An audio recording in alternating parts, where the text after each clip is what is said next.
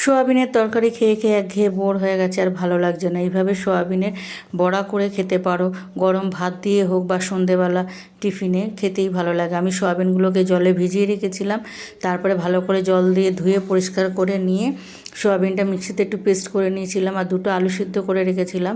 আলুগুলোকে ভালো করে সোয়াবিনের মধ্যে মাখিয়ে নিয়েছি, দিয়েছিলাম একটু পেঁয়াজ, কাঁচা লঙ্কা বাটা, আদা রসুনের বাটা, সব কিছু দিয়ে ভালো করে সোয়াবিনটা মাখিয়ে নিয়েছিলাম। সব দিয়ে তারপরে দিয়েছিলাম একটু বেসন, আর দিয়েছিলাম একটু কর্নফ্লাওয়ার, তারপরে দিয়েছিলাম একটু ময়দা, দিয়ে ভালো করে মাখিয়ে নিতে হবে। নিয়ে হাতের মধ্যে মুঠো মুঠো করে নিতে হবে, যেরকম চপের আকারে সাইজে করে নিতে পারো তোমরা, যে যেরকম শেপ দেবে দিতে পারো। দিয়ে তারপরে আমি নিয়েছিলাম দুখানা ডিম, দুটো ডিম ফাটিয়ে নিয়েছিলাম, তার মধ্যে দিয়েছিলাম একটু নুন।